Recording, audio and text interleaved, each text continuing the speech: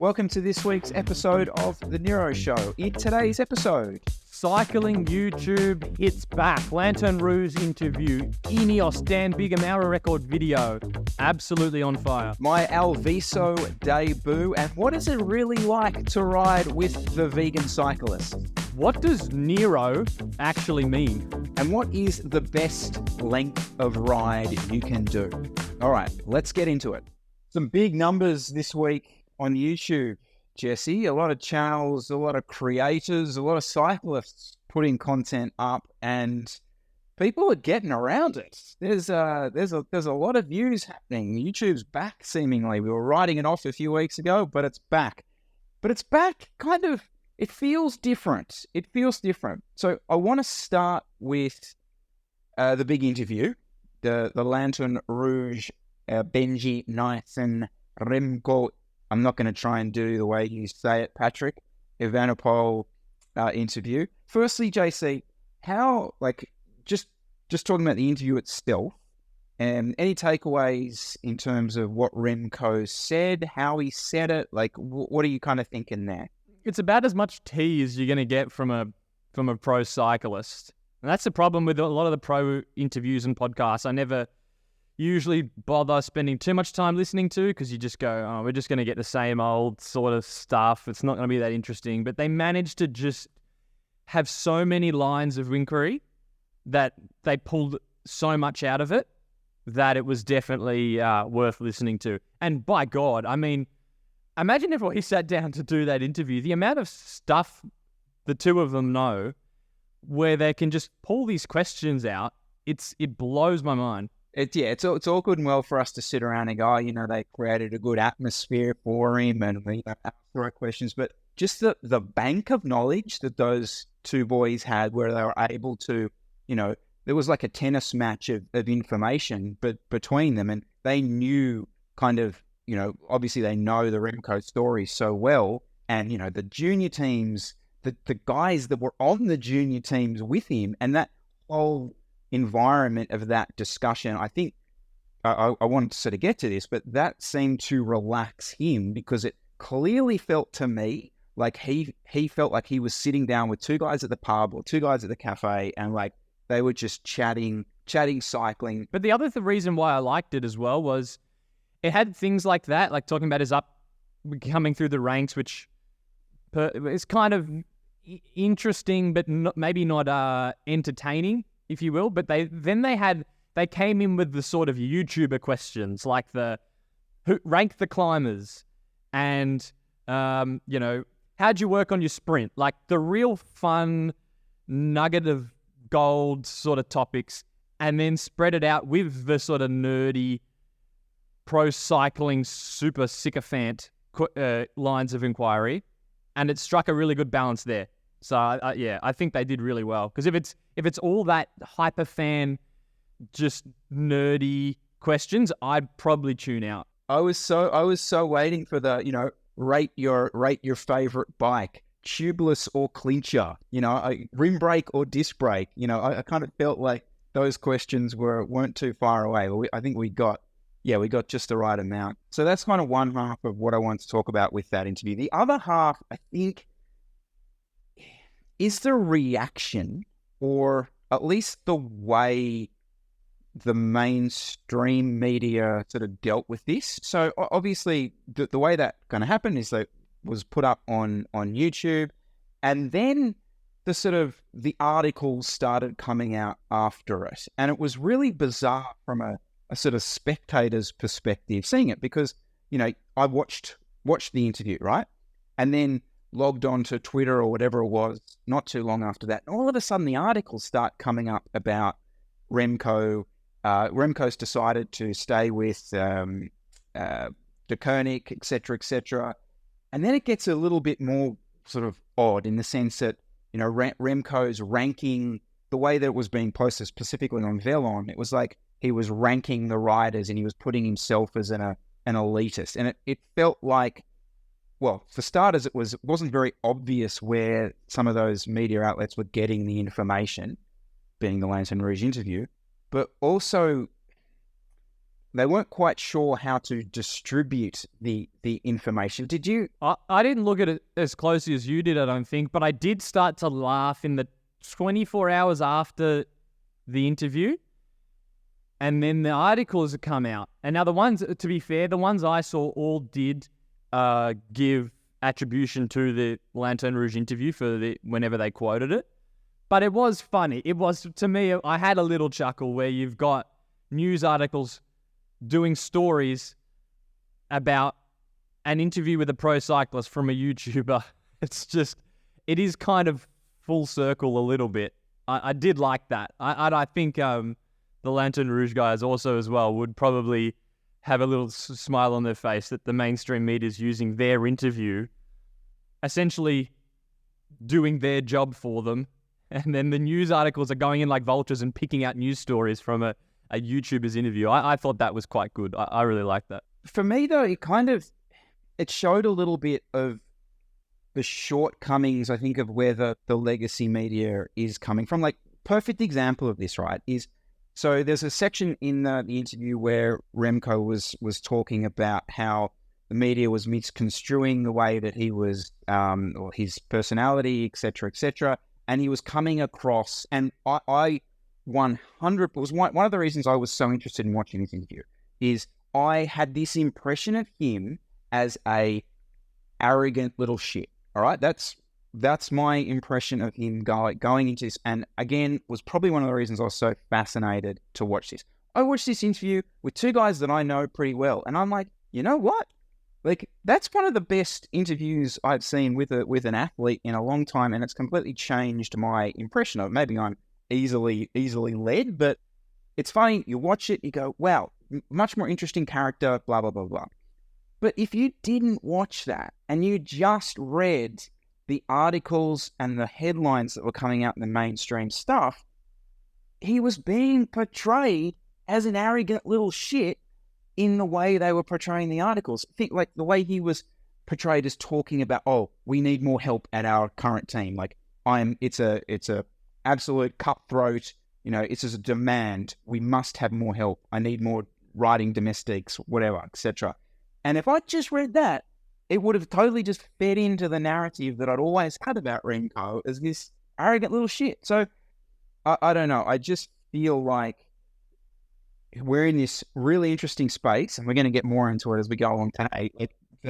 That form of media, they don't know how to handle us, quote unquote. We're not a great example, but any form of new content. They don't know whether to collaborate with us or we're complete competition and just don't acknowledge we exist, which has been the case in the past. So look, that's a broader discussion to have in the future. But I certainly came away from that as going, geez, this is a really obvious litmus test for how they handle information like this. I think as well, the interesting thing for me as well with the interview, which is I was curious on, because they did the preview, it was blowing up on Twitter before they even released it, and so there was a lot of hype. And as of today, so it was released 6 days ago, it's on 174,000 views. And you can imagine the average watch time. It's an hour and 48-minute long interview. The average watch time would be, it's probably 30 minutes plus. So big, in terms of cycling YouTube, a big piece of content.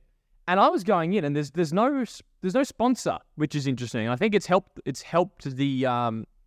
in this interview. So it's not brought to you by Zwift or brought to you by anything. It's basically just their interview.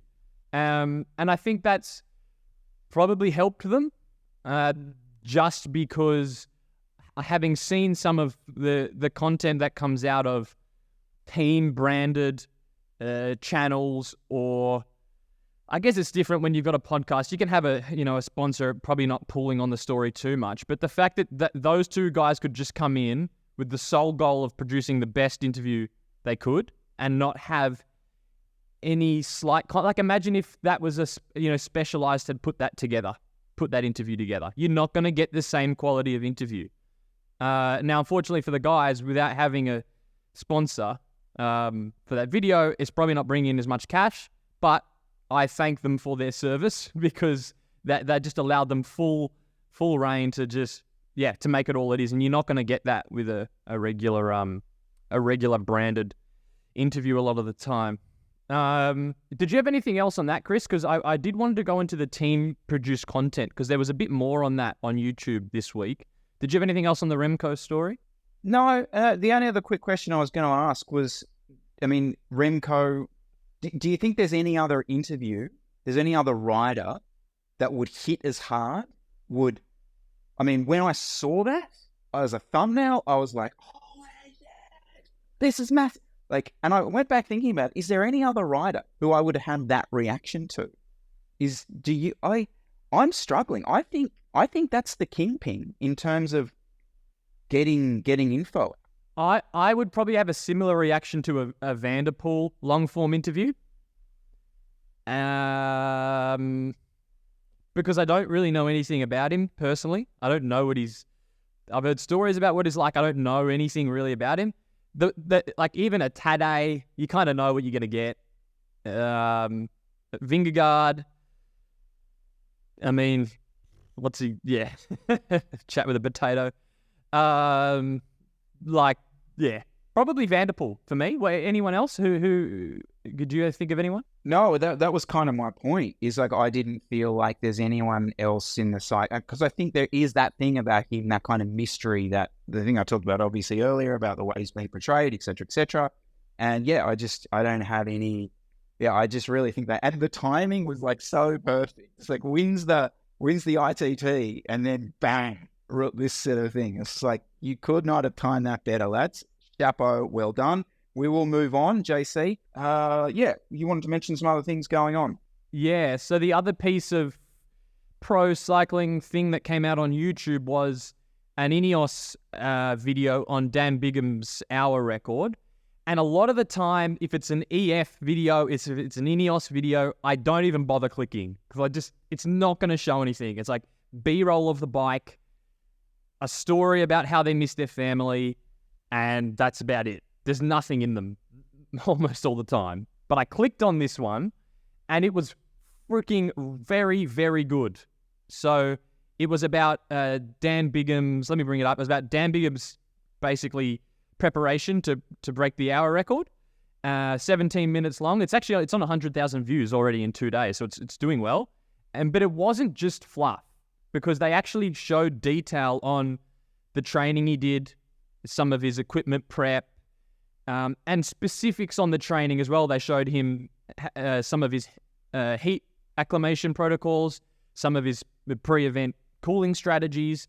They actually went that next step further, and actually kind of spilled a bit of. I wouldn't say they gave too much away, but they gave a bit away. If you're going and doing an hour record, there's stuff in here which you could use. And I thought that was really cool, and it actually made it interesting to me. So I think big props to INEOS for doing that. I really liked it. So that was just to fill me in. That was an INEOS branded bit of content. So on their YouTube page with their branding, etc., etc. This wasn't a Dan Bigham separate sort of thing. Their YouTube channel. It was their film crew. It was It was them. It looked like it was them probably 3 days before the hour record, and then them on the day. So just to clarify, you're big upping INEOS for going after an hour record a week after whinging that they're chasing mountain bike races. Just to clarify, just to ensure that we are contradicting ourselves once again. Oh no, I couldn't care less about the hour record. I could care less about the producing good training-related content for YouTube. I think it's a good service. So how did that compare then to? Because I know Remco. Remco's on YouTube. Welcome, Remco.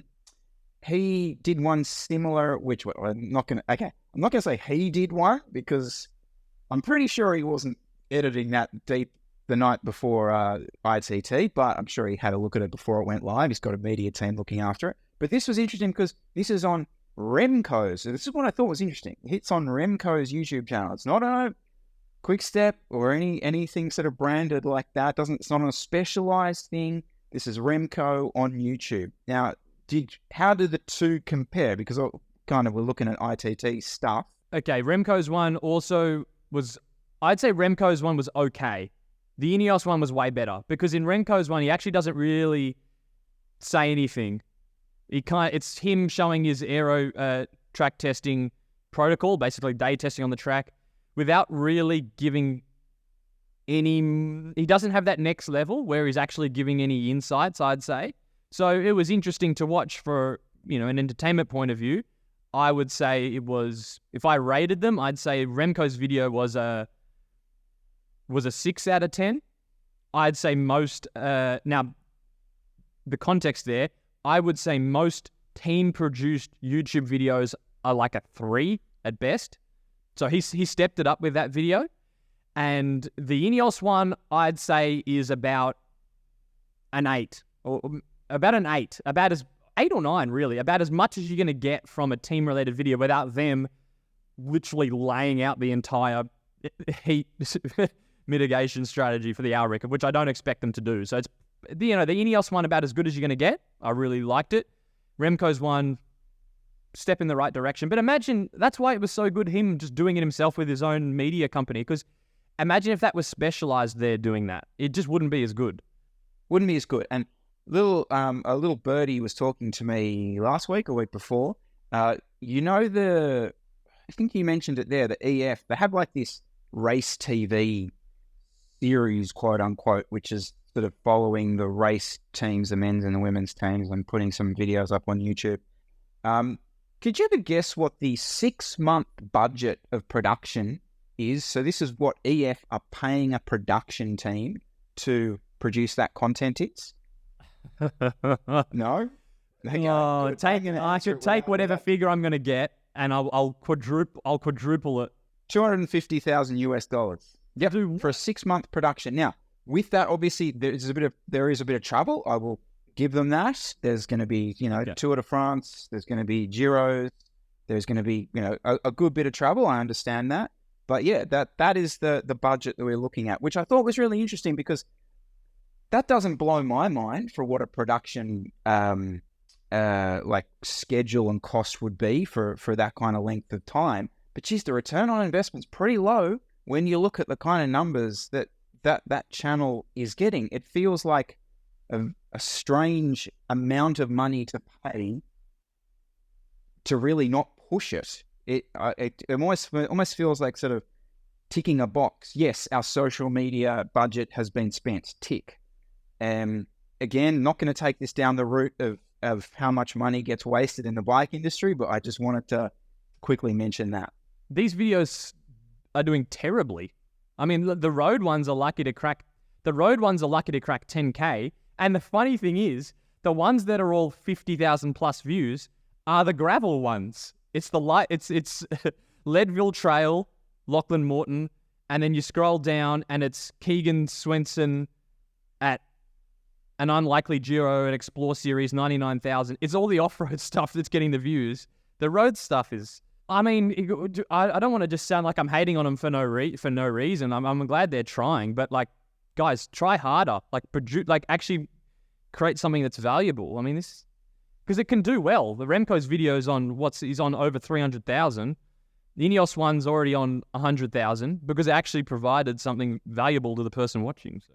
But that's the point, Jesse. It's like I feel like that's why the INEOS one's like the outlier, because people are so put off by the big branded channel trying to tell a personal story that they're not interested. They see kind of straight through it. That's why the Dan Bigham thing's, I think, very, very well done. And it's using him as a character as well. He's an interesting character. He's got this kind of balance between being the essentially the performance director and also the elite athlete. So there's a story there. Whereas, what does a pro cyclist eat the day before stage 7? Like, really?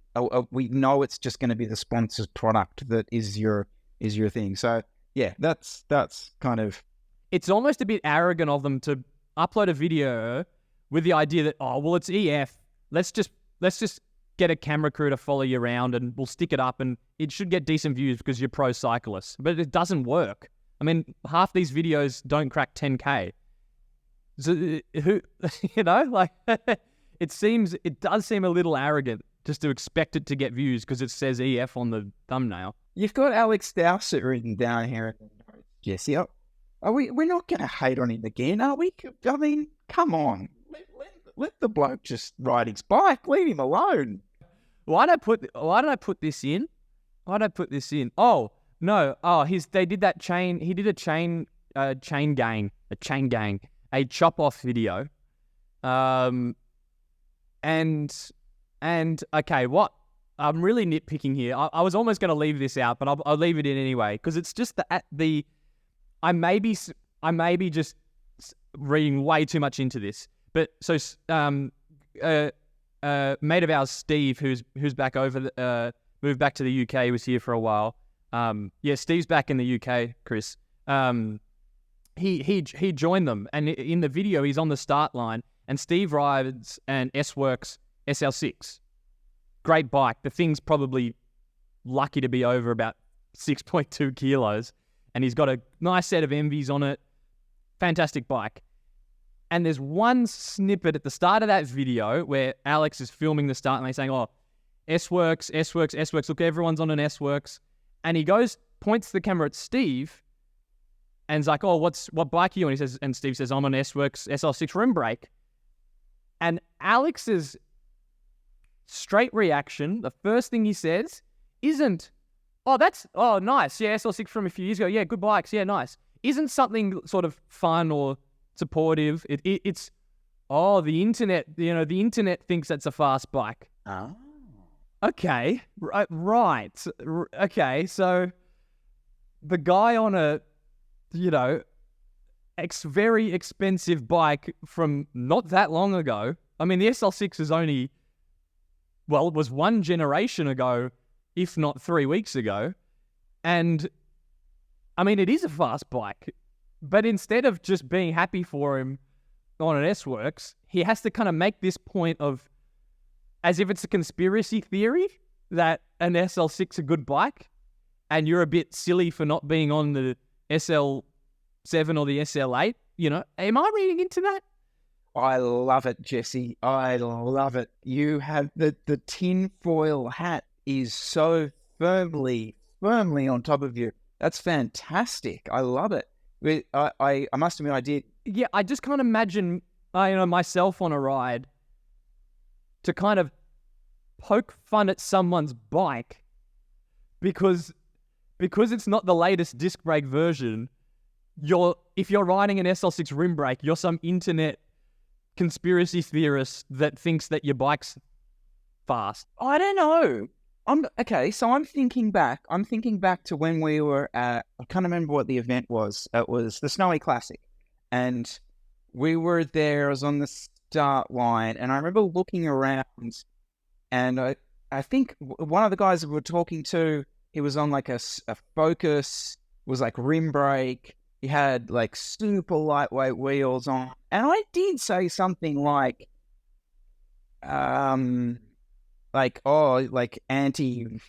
you're anti disc brake or like some kind of conspiracy theory-ish type thing, like you're not going to buy into this disc brake rubbish or anything like that, and commenting on the fact that he clearly was pushing back. I did go down that route. It was a talking point, but not everyone running rim brakes is me running them kind of out of spite. Some people just don't update their bike every 2 years. It was a weird.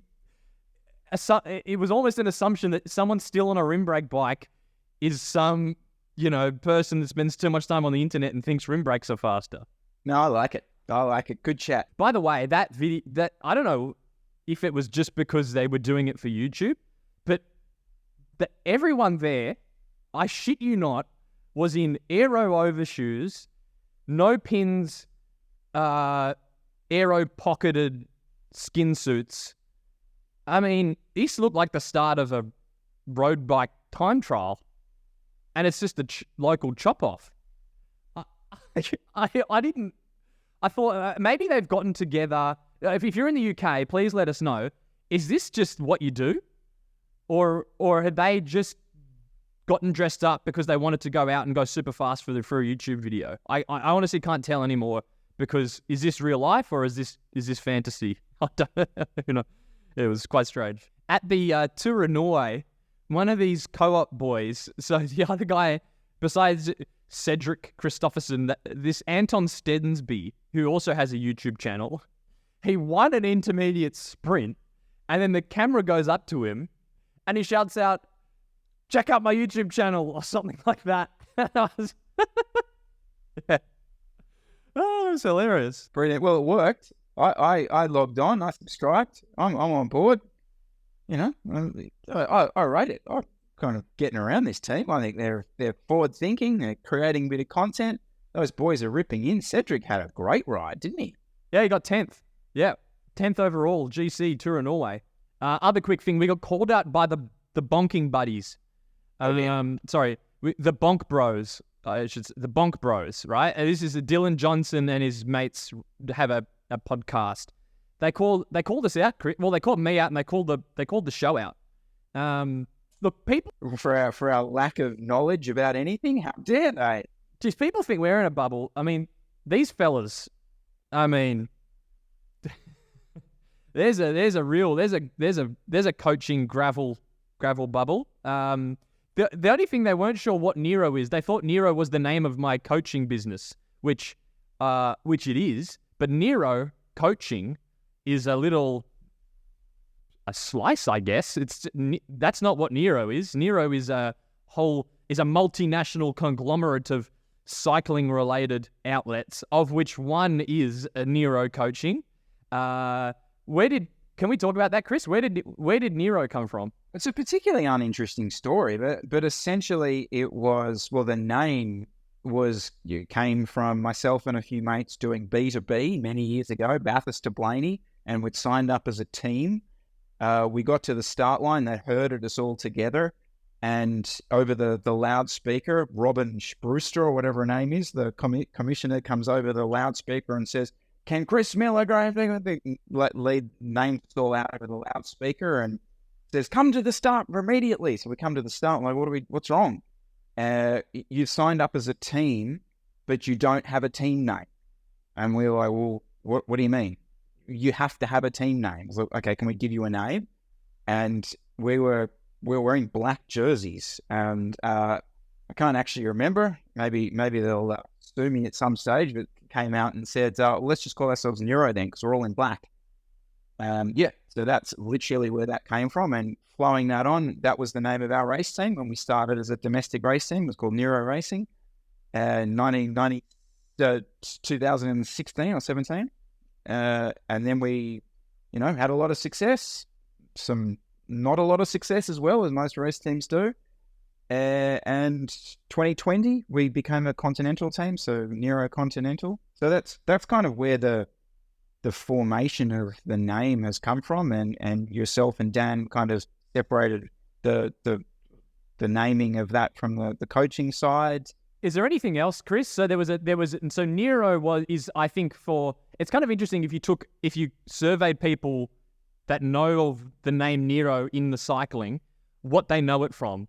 I think probably the biggest slice now was obviously the Nero Show, what we're on now. After that's probably the Nero team, as Continental or before. There was also Nero as a cycling apparel company for a little while. Well, I mean, the YouTube channel. I mean, essentially the YouTube channel was branded as Nero alongside with my own name in the beginning as well. But yeah, I mean, that's kind of where it came from. I don't know if you feel like this, and again, I'm going down the tangent here, but do you feel like, because I personally feel that everything that was Nero branded, whether that's the coaching or the team or the YouTube channel or this show, the Nero branded stuff has a feel and I feel like it has a set of values, whether they're written down anywhere or not. Maybe people that follow us will agree. But there is a certain style to whatever it is that Nero does, whether it was the team being sort of no dickhead policy,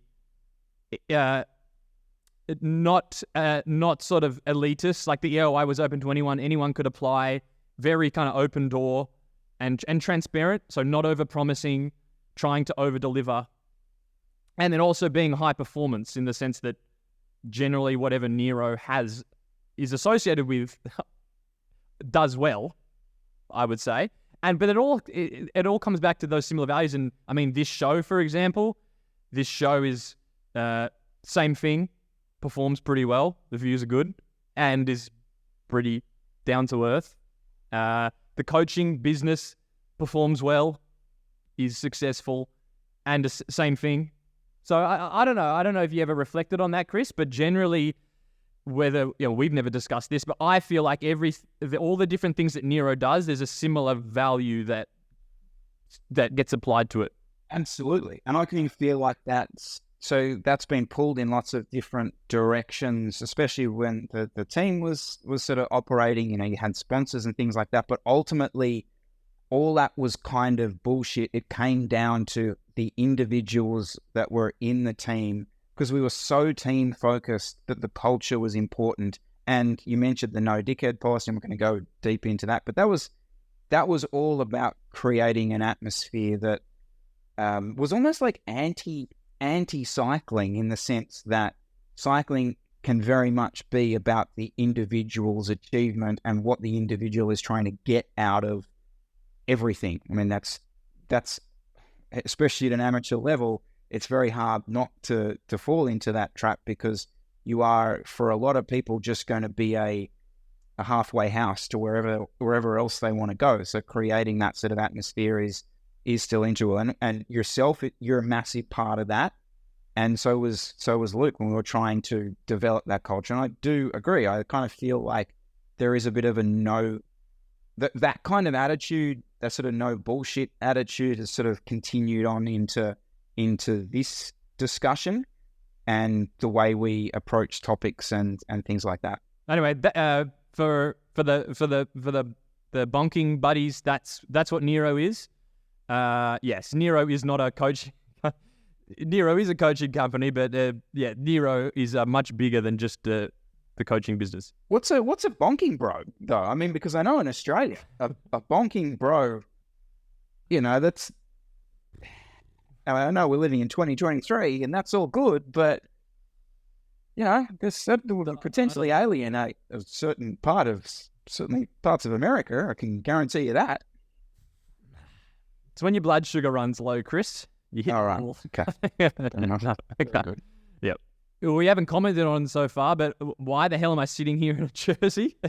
It's because this is the Nero Jersey. So skin suits sold out well, and performance is good. So done a round of jerseys, same as before. There's about 10 in each size. I've gone one size up as well for the bigger lads. So going to an XXL. Here it is. Front and the back. Chris will put the link in the description. Get around it. Sydney pattern on the sleeves, side logo on the arm, and really nice. Oh, by the way, it's a race fit. Yeah, that was my question. Okay. Yeah, so if you want a more relaxed fit, or not to be rude, but if you're on the larger side, I would actually not to try and, I'd love to do multiple different cuts, but it's freaking tight. It is, it's a proper race fit. So if you are on a, bigger size, I'm going to say, maybe we can do a different, more relaxed fit down the track. But it is a proper. Did you get me a jersey by any chance? And can I ask what size it was? I'm going to hold up the one you have. And it looks, and it'll fit you because it's an extra small, and it looks like a little girl's jersey. Be worried about that, JC. I mean, in the States a bit, there's sausages wrapped in pancakes over here that, they've played a role in my life. All right, I might have to sub you in for a small. But I'll definitely drop that link down below and get around it, because I think the skin suit sold out in about 2 weeks. So. Yeah, they did. Sorry, I know people messaged me asking. I'll try and I have plans to do other runs, down the track, and maybe a bigger run, so I can try and hold it in stock for a bit longer. But the only thing I'll mention just with shipping on the site. So I fixed the site so you can pay in your currency, your local currency if you're overseas. And because I shipped all the skin suits, I have a shipping discount from the Australia Post domestic and international, so the shipping rates are a little bit more competitive. So yeah, if you're overseas, just check that out because it'll be a bit easier for you this time around. Can we just chew the fat on your riding, Chris? Because you've been in the US for a few weeks. I just want to chat bike racing with you. How's it been? Good. Yeah, I'm enjoying it. I've got my head around the heat. It's been lots of varied terrain. What do you want to know? What's interesting you? Well, who have you been riding with? I saw you were out with Vegan. Doing a few loops. You've been to Alviso yet? I have. Okay, so you did it. Yeah, been running a little bit with Tyler. So he, for those of you who don't know, he kind of lives close enough to Yosemite.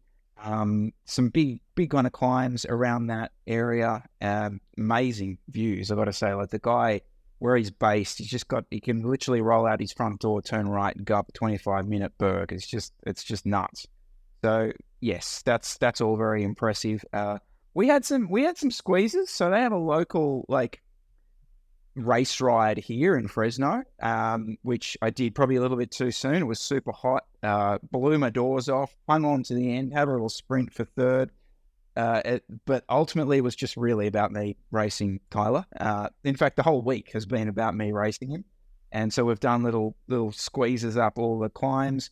I must admit, once he got me above a certain elevation, yeah, toasted me. That was the only time he really put me on the line, was when he got me to elevation, and I just went completely numb once we got up towards the top of Glacier Point, I think. Yeah, it was really interesting. Like I can remember one of the climbs, like an hour and a half. We wanted to go for this hour and a half segment, and the first 40 minutes of this segment, I'm basically riding the front going, come on, we can squeeze this a little bit harder. Come on, we're gonna get this easily. The last 40 minutes of that, I was proper on his wheel, staring at the hub, just going, when will this end? And looking at my power meter, which was saying 270, and I'm like, I'm empty. I have nothing here. So yeah, it was pretty crazy, the trade-off of that. What's he like to ride with? He's the perfect guy to ride with, especially on an endurance ride, because he just can talk. He is exactly who he is on the videos. You bring up a subject. You don't have to bring up a subject. That's the great thing with him. He has an opinion on everything. And he's kind of a little bit, how do I put this nicely? He doesn't get stuck in the weeds of equipment stuff. That's not his jam at all. He's far more keen to go down the route of terrain or training or just especially training stuff, nutrition stuff. Is there etiquette? Does he understand the endurance? Does he have the endurance ride etiquette? As close to perfect endurance etiquette as I've experienced outside my very small bubble, I have to say. Very, very exceptional behavior. Now, there's been some terrible behavior from some velo kings, I think they're referred to around here. Oh, those boys would be every hill. Oh dear. Every crest, and then full sit-ups at the top. Yeah, full regroups. Just unacceptable behavior. So no, Tyler was a 10 out of 10 for endurance tappage, actually. And even to the point, we're going through these super long segments, and an hour and a half type thing. We were even holding the sort of the pace to be just about chatting. So we're actually drafting each other at this point, but just around chatting level every now and again to kind of keep each other interested. So no, perfect from that regards. I don't think anyone that wears pit vipers knows what endurance etiquette is. It's just defies the laws of physics for that to happen. Yeah, I could imagine those fellas be totally different. Although, on a ride with someone like Vegan that just won't shut up, when you're on those long rides and maybe you're starting to bonk a little bit and it's getting a bit tiring, and there's a dude that you're riding next to that just won't stop talking, which can be okay, if they just talk and they're not expecting you to engage back. But I'm quite happy to just, especially when you're really up against it, we'll go on a ride and it'll be 10 minutes.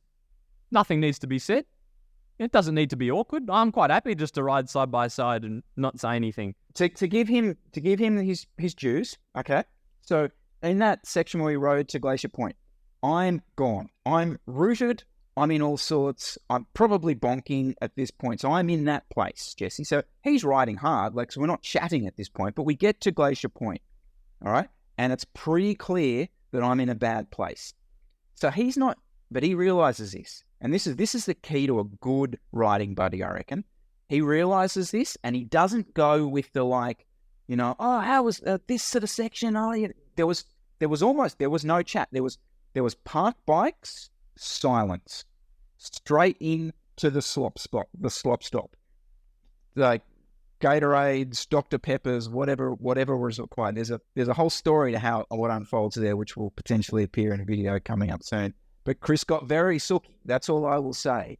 And it was understood, and there was a step back in the full vegan experience throughout that. So I will certainly credit him for a little bit of nuance to what's going on with said riding buddy in said bonking phase. Kudos. What about, okay, here's another one. Curious.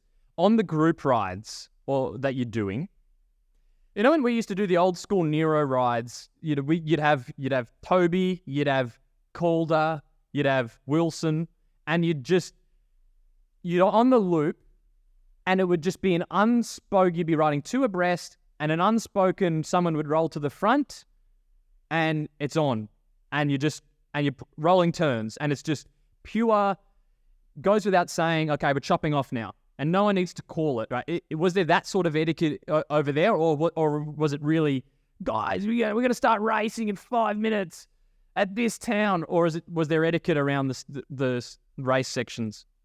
So in my 4 group rides that I've done so far, so let's just take that with a grain of salt. The chop off pace line, we're all working together to go fast, doesn't exist.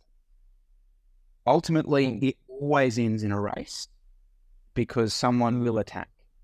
And as soon as the attack occurs, it's all bets are off and away you go. Now, what I will say is, in my experiences so far, that has come at a point where there's a start of a climb or something like that, that it's just on at that moment, and there will be a regroup type thing.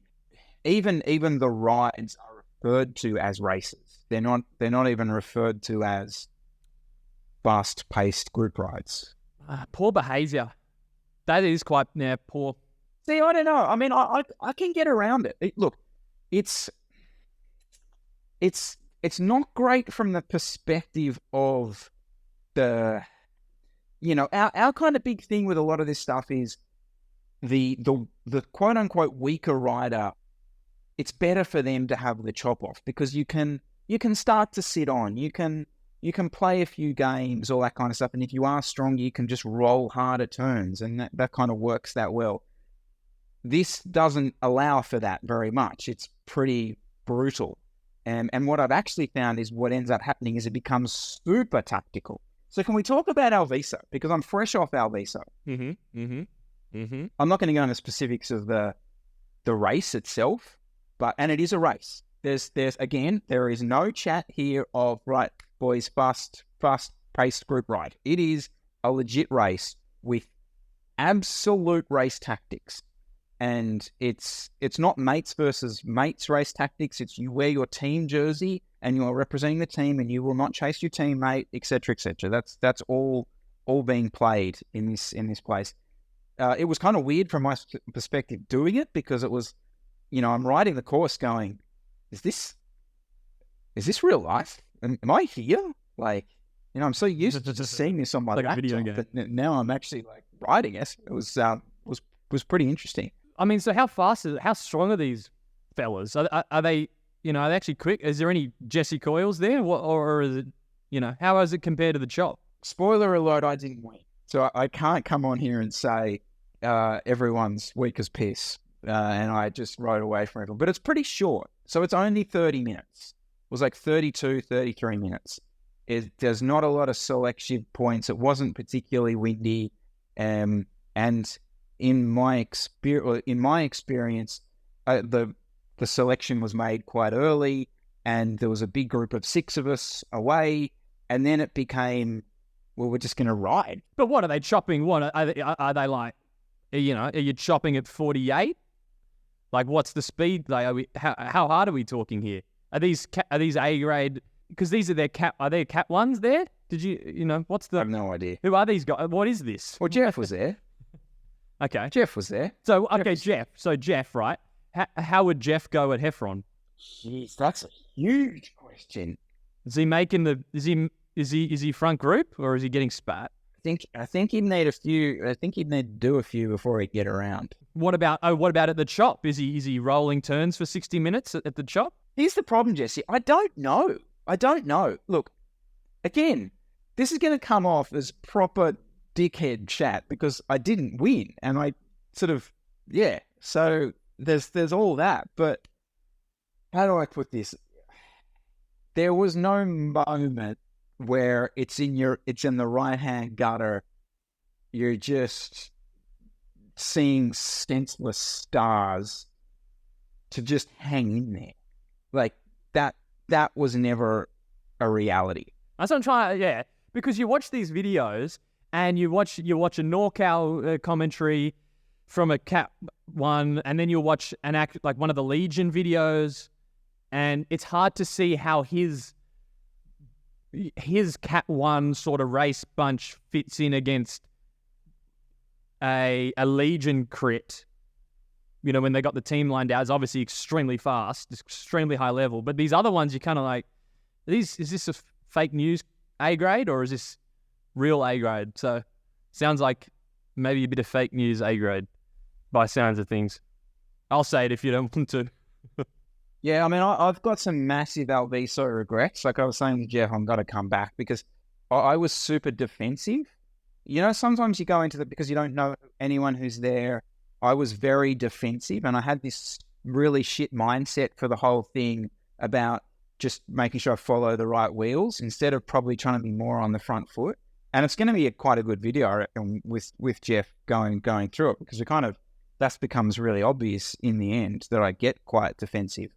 And that's not, I would never race like that, like ever in Sydney. So I'm kind of pissed off the way I actually approached it. But yeah, it's hard to say because I was thinking about this on the drive back. If we turned our fast-paced group rides into a race, right? So where the guys who are on teams race as teammates, and we raced it like that, I actually think it would become a bit like this. It would become a bit easier because you start to then just do the thing where you would follow wheels and all that kind of stuff. So I don't know. It feels hard to compare like for like. Oh, the other thing I wanted to mention about Alviso, like we do say a good bit about Centennial Park, Sydney, big name, bike brands, expensive bikes. I think we've been topped, Jesse. I think we've been topped. There were some machines going around that place. I've certainly never seen so many Treks in my life, or Trek Madones in my life. And so, yeah, it was quite I felt at home almost, but it was Treks and Specialized. I know it's just a cliche, but yeah, apart from Jeff Scott, which I did get to have a little, I couldn't actually ride it. I didn't realize how tall but not tall Jeff is. So he's almost my height, but he rides a bike 2 sizes bigger than me because he's got massive legs, like just long legs. So, but really interesting that Scott foil it's really narrow in real life. Like, yeah, I don't know how else to describe it. It seems you look at the profile shot of it and it looks like big, thick, tubed aero bike, but then you get on it, you're like, holy shit, this is like paper thin. Like, yeah, very noticeable. It's like the Dogma. That's what I noticed. And like the back end of the SL8. Yeah. Always, thinner in 3D. So I know you mentioned a couple of weeks back that you were asking, like, can people test ride bikes? And I think we were all kind of saying, it's not really a big thing anymore. Well, one of the places that still does it is Park Bikes in Sydney. And JC, did you see this during the week? Yeah, I saw. I almost reposted it. I was that pissed off with it. A guy walks in, leaves his ID to test ride an electric Focus mountain bike, and then turns out it's a fake ID, and he never comes back. He rides off with the bike. Sorry, I shouldn't laugh. It's not funny, but far out. What a piece of trash. I mean, what do you do? So it wasn't an e-bike. So I just assume all mountain bikes are e-bikes now. It was just a mountain bike. But damn, that's... I don't know. I was just sort of saying, like, local bike stores cop enough for not being sort of as customer orientated as they can be. They're not carrying enough law stock. You know, you can't test ride this. How are we meant to know? And then you hear stories like this. It's just such a bummer, such a shit. You know the problem? Because he walks in, they've posted photos of him. He doesn't look like he's got $2 to rub together. He's in a grey tracksuit pant. He rolls in on a scooter, like a push scooter. I mean, you don't want to get called out for profiling, but if someone looked like he was going to steal a bike, it's this guy. So what do you say if you're running a bike shop and someone like this walks in looking like him, looking like he's got no money and wants to test ride your bike? Test ride a mountain bike, which it wouldn't even be used for delivery because it's not an e-bike. Like if someone was test riding an e-bike, you could say, "Okay, look, this person looks like an Uber Eats driver." I could see it, but that's a great point. Like you could easily see something like this appearing on like Current Affair or whatever it is, the nightly news, as the, you know, racist bike shop doesn't let certain demographic person rent their bike because they don't like them, you know. And this is ultimately the reason why stuff like this sometimes happens. Yeah, I mean, I really feel sorry for Nash, one of the good men, bloody good bike racer. Thank God he's not racing much anymore. But yeah, obviously goes out. So I'll put the link to that down below underneath the show, and you can see the bike. So I'm a little bit freer just in terms of like when I ride, but also I'm not really following any kind of training or anything while I'm here. But I can kind of just ride, well, not as long as I want, but I'm a little bit freer to ride how long I want here. But I've really found that there's this absolute threshold, like the perfect like length of ride for me is between 2.5 hours and 3 hours, about that. That's like, if my ride is that length, it doesn't affect anything else I do during the day. It gives me enough of a buzz that I've ridden somewhere and done something, but I'm not dead dad. Like, no, I'm not kicking the football. I'm just too tired. I'm recovering. It's like the perfect little window, and it doesn't take me. If I like ride for 3.5 hours, it's just no. The cliff is really, really steep after that.